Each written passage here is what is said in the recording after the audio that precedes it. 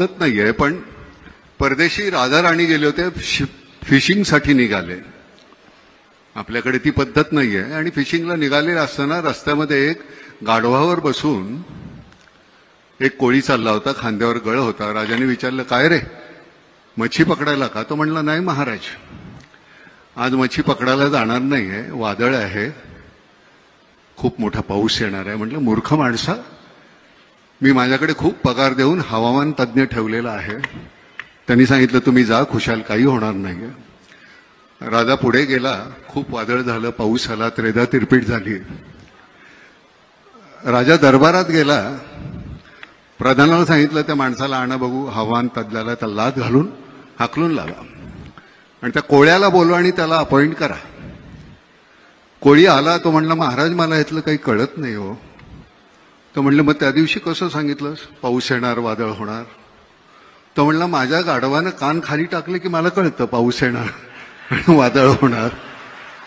तर म्हणलं, मग ठीक आहे, गाढवाला अपॉइंट करा. म्हणजे राजेशाही गेली, लोकशाही आली, पण ती अपॉइंट करण्याची पद्धत काही गेलेली नाही अजून.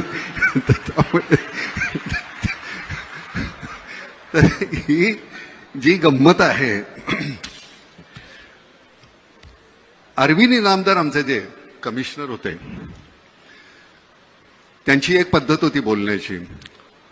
या देवा, कसं काय देवा, काय आणू का तुम्हाला, काय देवा. त्यांच्याशी बोलताना एक दिवस ते म्हणाले, ना मला काही कळत नाही, आमच्या पोलीस खात्यातल्या लोकांना, काही मंडळी ना, सगळ्यांना नाही, पण ते का पैसे खावेसे वाटतात. अहो, आम्हाला जेवढा पगार मिळतो का नाही, तो खर्च होत नाही हो. त्या माणसाची, म्हणजे शेवटपर्यंत अरविंद इनामदारांच्या घरी ब्लॅक अँड व्हाईट टीव्ही होता, अरविंद इनामदार गेले तेव्हा सुद्धा. तर ही आपल्याकडे अशी माणसं आहेत. लालबहादूर शास्त्रींच्या घरी ज्यावेळी त्यांचे मित्र पैसे मागायला गेले, मला एक 200 रुपये पाहिजे, त्यावेळेचे 200 रुपये, लालबहादूर शास्त्री म्हणले, माझ्याकडे नाही आहेत एवढे पैसे. त्यांची बायको म्हणाली, नाही, माझ्याकडे आहेत. तिने 200 रुपये दिले काढून. शास्त्रीने विचारलं, तुझ्याकडे एवढे पैसे आले कुठून? ती म्हणली, नाही, दर तुम्ही पगारातून देताना त्यातले 5-10 रुपये मी वाचवते. त्यांनी गव्हर्नमेंटला पत्र लिहिलं की मला ह्याच्या पुढे माझा 10 रुपये पगार कमी करा. यशवंतराव चव्हाण गेले त्यावेळी त्यांच्या खात्यावर 25,000 रुपये नव्हते. आपल्या मंत्र्यांच्या, म्हणजे साधा आपला नगरसेवक आज निवडून आला की पुढच्या वर्षी तो कोट्याधीश असतो, त्याची चौकशी का नाही होत?